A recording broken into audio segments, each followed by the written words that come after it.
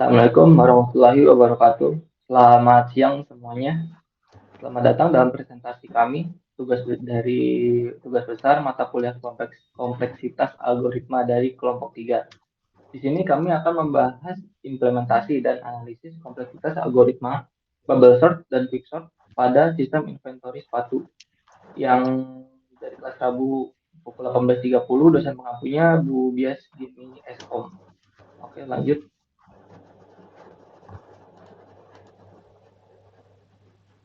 Ini introduction our team dari kelompok 3. Ketua kelompoknya terdapat Andi Yulistiansyah, wakil kelompok terdapat Hansen Yohanes Haris, saya sendiri sebagai anggota Prasetyo Permadi, lalu ada voiceover Dudung. Next. Nah, di latar belakang masalah, ada permasalahan mitra ya. Di dalam sistem inventory sepatu modern terdapat tantangan besar. Yang pertama itu tantangan besarnya ada kesulitan mengurutkan ratusan hingga ribuan produk. Lalu tantangan besar kedua ada waktu akses data yang lambat, mengganggu operasional. Dan yang ketiga ada efisiensi sistem menurun seiring bertambahnya data. Nah, di sini dipakai nih pentingnya algoritma sorting. Yang pertama, hampir semua sistem modern mengandalkan pengurutan data, lalu efisiensi sorting mempengaruhi performa aplikasi. Di solusi yang kami tawarkan, menganalisis dua algoritma dengan karakteristik berbeda.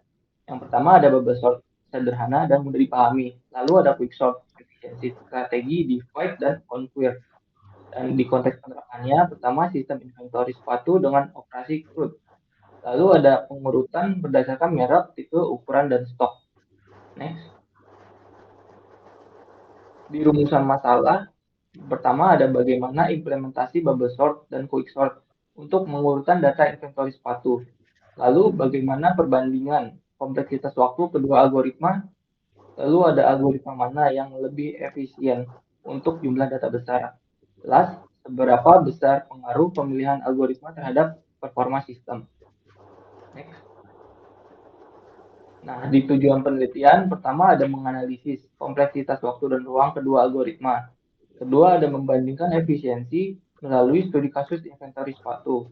Ketiga, ada implementasi praktis dalam program C++. Keempat, ada melihat pengaruh pemilihan algoritma terhadap performa sistem. Terakhir, ada mengembangkan kemampuan merancang dan mengevaluasi algoritma. Selanjutnya akan dijelaskan oleh voice over Dudung. Oke, terima kasih Tio. Sekarang kita bahas bubble sort. Cara kerjanya membandingkan elemen yang bersebelahan, lalu ditukar kalau posisinya salah. Proses ini diulang terus, sampai semua data terurut. Bubble sort termasuk in place dan stabil. Untuk kompleksitasnya, bubble sort punya base case ON saat data sudah terurut. Tapi average dan worst case nih ya, ON kuadrat. Jadi bakal lambat kalau datanya besar. Kelebihannya sederhana dan hemat memori, tapi kekurangannya performa kurang bagus untuk skala besar. Oke, lanjut ke quicksort. Quicksort memakai konsep divide and conquer dengan memilih pivot. Data di partisi jadi dua bagian, yang lebih kecil dari pivot di kiri dan yang lebih besar di kanan. Setelah itu, prosesnya dilanjut secara rekursif sampai semua bagian terurut. Untuk kompleksitas, quicksort biasanya base dan average case ada di ON log n karena partisinya seimbang, tapi worst case-nya bisa ON kuadrat kalau pivotnya ekstrem dan pembagiannya tidak seimbang, walaupun butuh ruang untuk rekursi. Quicksort biasanya jauh lebih cepat untuk data besar. Nah, untuk pengujiannya, kami pakai data inventory sepatu sebanyak 15 data. Atributnya meliputi merek, tipe, ukuran, dan stok. Pengurutan dilakukan secara bertingkat dengan prioritas utama merek, lalu tipe, ukuran, dan stok. Kami uji dengan variasi 5 data, 10 data, dan 15 data. Selanjutnya akan dilanjut oleh Andi. Oke, terima kasih Dudung atas penjelasannya. Di sini adalah implementasi bubble sort menggunakan C++ pada program kami. Di sini fiturnya itu ada early termination dengan flag swap dan optimasi untuk base case. Ini adalah potongan kode dari function bubble sort. Di sini ada dua perulangan, dua for. Yang for pertama ini untuk baris di data. Yang perulangan kedua ini untuk setiap kolomnya. Nah, di sini jika kolom pertama lebih kecil dari kolom kedua, maka swapnya tetap false. Dan jika kolom pertama lebih besar daripada kolom kedua, itu dia akan ditukar dan swapnya akan menjadi true. Dan begitu seterusnya untuk tiap kolom, dan begitu juga seterusnya untuk setiap baris, karena ini perulangan. Selanjutnya ada implementasi untuk quicksort. Di function quicksort ini ada current depth sebagai jumlah rekursi. Terus jika current depth lebih besar daripada max depth, maka max depth menjadi current depth. Nah, terus di sini if low dikurang dari high, maka akan menjalankan ini. Di sini dia memanggil function partition sepatu. Itu cara kerjanya adalah misalkan dari datanya ada 15. Nah, data terakhir itu akan menjadi pivot lalu dibandingkan ke setiap elemennya. Ke elemen 1, elemen 2, elemen 3. Nah, jika elemennya lebih kecil dari si pivot ini, maka ditaruh di paling kiri. Jika elemennya lebih besar dari si pivot ini, maka ditaruh di kanan. Nah, lalu yang di sebelah kiri akan dipanggil lagi quicksortnya, dan sebelah kanan akan dipanggil lagi quicksortnya. Dan proses ini akan terus mengulang sampai low-nya ini tidak lebih kecil daripada high. Oke, selanjutnya. Selanjutnya demo program Mic ya. Terima kasih Mas Andi. Selanjutnya demo program. Boleh Mas Andi tolong dibukain. Nah, boleh di running. Nah, ini merupakan UI dari aplikasi. Menu inventory sepatu ada yang pertama tambah sepatu, update sepatu, hapus sepatu, tampilkan data, bubble sort, quick sort. Dan yang ketujuh bandingkan bubble sort versus quick sort serta hasil dan waktunya. Di sini kita mempunyai 15 data sepatu ya. 15 data awal sepatu. Nah, ini datanya.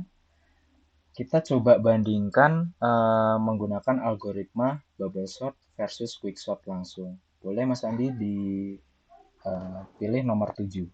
Oke. Dari data awal ini, data sepatu ini masih berantakan ya, belum urut sesuai dengan merek, tipe, ukuran, dan sepatunya. Nah, kita menggunakan indikator pengurutan itu berdasarkan merek, lalu yang selanjutnya tipe, yang selanjutnya lagi ukuran baru stoknya. Nah, pengurutan hasil bubble sort ini kita bisa lihat yang pertama ada Adidas, terus tipenya Superstar, ukurannya 41, stoknya 8. Sama juga hasil dari quick sort nah yang pertama itu ada Adidas Superstar, ukuran 41, stoknya 8. Yang membedakan dari kedua algoritma ini adalah rentang waktunya. Perbandingan waktu eksekusi pada bubble sort kita mendapatkan hasil 0,02076 milisecond dan untuk quick sort 0,00744 milisecond. Di sini kita bisa lihat perbandingan waktu lebih cepat untuk data 15 sepatu ini lebih cepat dilakukan dengan metode algoritma quick sort. Nah, di sini kita juga bisa lihat estimasi kompleksitas ruangnya. Untuk bubble sort kita tidak menghitung karena tanpa rekursi ya. Nah, untuk quick sort dalam 15 data sepatu itu kita membutuhkan 9 level stack depth atau 9 rekursi. Nah, di samping kiri ini merupakan function dari bubble sort yang di bawahnya ada quicksort. Quicksort memiliki dua function, yaitu partition sepatu yang pertama dan yang kedua untuk function quicksort itu sendiri. Sekian implementasi tampilan UI dari aplikasi kita. Boleh selanjutnya untuk VoiceOver Dudung melanjutkan hasil demo program kita. Oke, terima kasih Hansen. Sekarang kita lihat hasil pengujiannya. Dari tabel, bubble sort cenderung stabil di ruang O1 karena in place. Sedangkan quicksort butuh ruang tambahan dari rekursi. Terlihat dari kedalaman stok yang makin besar saat data bertambah. Kalau dilihat dari grafik, terlihat quicksort jauh lebih cepat dibanding bubble sort, terutama saat data bertambah. Di pengujian 15 data, quicksort sekitar 8 kali lebih cepat dan jarak performanya makin besar seiring ukuran data meningkat. Kalau dibandingkan, bubble sort itu sederhana dan minim memori, tapi lambat untuk data besar. Quicksort lebih cepat dan efisien untuk data besar, tapi implementasinya lebih kompleks dan tidak stabil pada versi standar. Jadi, kesimpulannya, quicksort lebih efisien untuk data besar pada sistem inventory. Bubble sort lebih cocok untuk data kecil atau kondisi memori terbatas.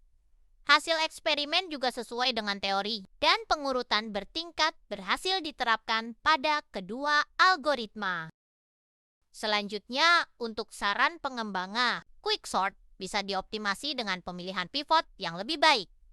Lalu, pengujian sebaiknya dilakukan dengan data yang jauh lebih besar, misalnya ribuan item.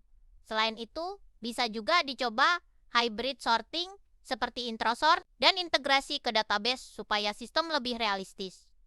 Selanjutnya akan dilanjut oleh Hansen. Terima kasih VoiceOver Dudung. Kita akhiri presentasi dan implementasi kelompok kami. Terima kasih.